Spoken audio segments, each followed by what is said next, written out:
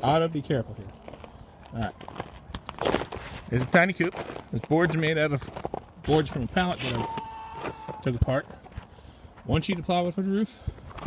Another sheet of plywood cut down for the front. And that's a big door that'll just fold out. And then, you know, just scrap logs I had around the place to make the run. Some board I had left over, and my hinges are mason's twine. And it's a shut with a board, so I do have a heavy duty wire I put there. Hello, hello. Yep. Brought out some hay. They don't like walking on snow.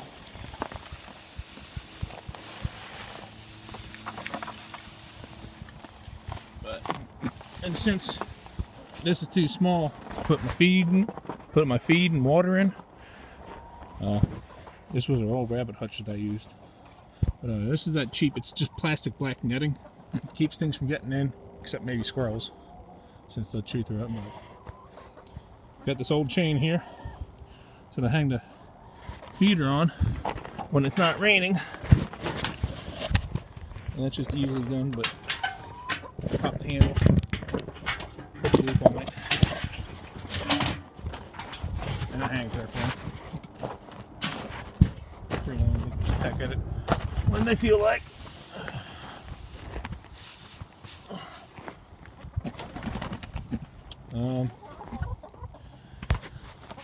See back there, that's my electric water. I do have an extension cord run out here, keeps it from freezing. Otherwise, that black bin back there, that was the water, but I had to like empty it out every day and fill it because it'd stand in it and poop in it and make all sorts of messes.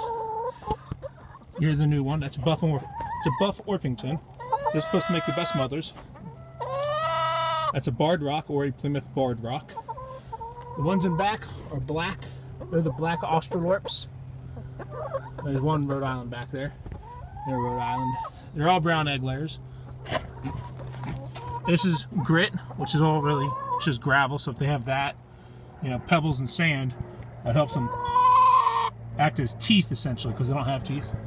That's oyster shell. That's a calcium. You can mix it in with your feed, or you can leave it out here. This is new. I don't know if they're going to take to it, but I just throw it in handfuls at a time. Now this is lay-in pellets. I found with the mash that they tend to pick and choose. The mash is like more ground up, so they'll pick out the good stuff and leave the stuff behind that they don't like but they need. So they'll eat all the corn first. You know, it's like kids with candy and stuff. So I get the pellets because it's all in pellet form, and then they just got to eat that. So a tiny hole here, but they fit through it just fine. It's about 10 inches, 9 to 10 inches big, square. And I'll open it up in there, but you can see, yeah, we got 2 nest boxes in the back.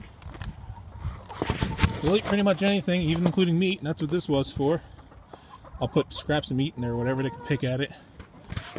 That was also a way I tried to give them water. Is I use juice jugs, and they have these little like metal nipples that they can tap and they dribble water, but I found that they weren't drinking enough, so I just went and got the bin. They also have, essentially by the same company here, these like little bowls that they can drink out of, which is a little more natural. And I'll find some links for that stuff. But as long as they got their food and water covered in inclement weather, they're good. So after it snows, I got to come out here and clean these off, so they'll go up there and actually do stuff.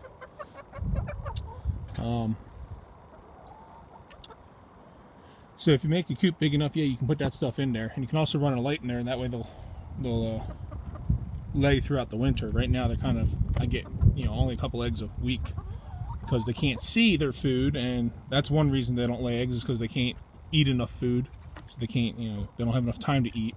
So you put a light in there, they can, you know, extends their feeding hours, and 2, it also their hormones go with the light as well. So 2 reasons for the light: 1, they can eat longer; 2, the hormones will activate and they'll lay eggs longer.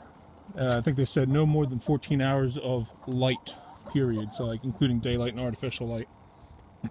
Otherwise, if you don't want to do that, I'll come out here around like 4:30, about a half hour before it's too dark for them to see inside the coop, and I'll give them a couple handfuls of scratch, which has got corn in it and stuff, and that gives them enough energy throughout the night to keep them warm. And we'll go back on outside here. Otto's over here still playing, being a good boy. Yeah, hi!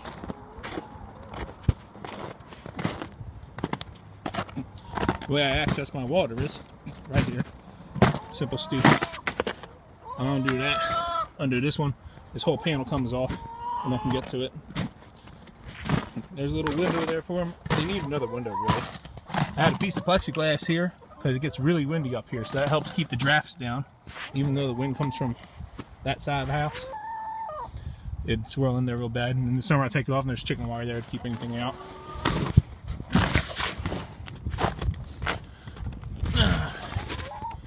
Got an egg there.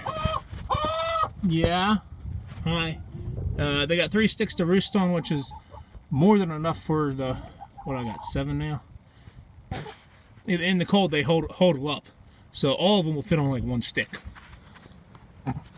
And Justin Rhodes was saying that to keep the nest boxes higher than their heads so they don't just see the eggs if they're bored. So that's something to keep in mind, I guess. Since I was doing this on a budget, I was breaking apart. I must have broken apart like 6 pallets to get enough wood.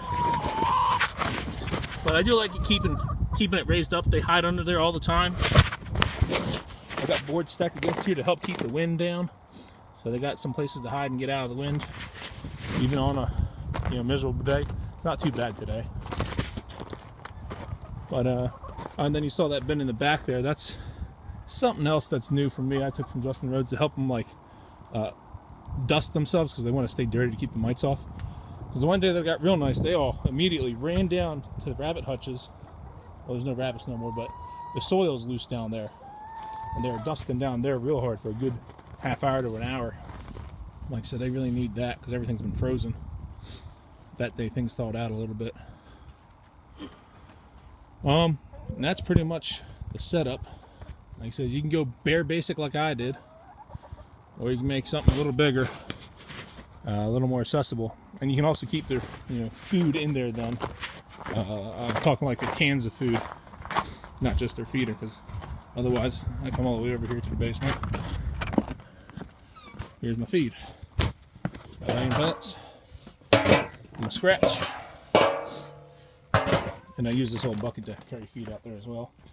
And a thing that they like to scratch in is diatomaceous earth. It keeps the mites off of them. I just told Jenna about that.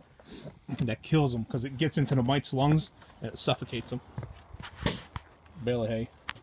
That's the cheapest hay I could find. It's mulch hay. No nutritional value. It's just something for them to stand on and scratch through. If I throw scratch on there, then they got to go through it. It keeps them busy. A bored chicken's a bad chicken. So you see, they're already down here now. They're all having fun, whereas before they were all hiding up there. So, but you definitely don't need an 8-foot by 8-foot coop like I built before. And I think they say about 4 square feet of run space per chicken. So a setup like this is, I think the general rule is in the coop, 1 square foot of room per chicken, because they're just pretty much roosting or laying eggs. And then in the run, about 4 square foot per chicken. So I got 2, 3, 4, 5, 6. I guess I got 8 now. But this is about almost a 10 by 10. So they got over 100 square foot, especially under there, to play with and inside that. So plenty enough room for them to run around. But yeah, it gets a little cramped when it gets crappy out. So I mean, you can completely cover the run with a tarp. I've seen people do that with like, essentially it's like it's supposed to be a dog cage. And they'll put a tarp over the whole thing. But a tarp only lasts so long. Snow will break that pretty quick, or if it gets really windy, that'll tear that to pieces again. Yes, bok, bok, bok, bok. But yeah, if you're getting chicks, you'll have different foods to start with before you move over to all this stuff. So you got time to build, but you'd only have about 2 months before you have them outside, I think. Yep. And that's the basics of Rob's chicken coop.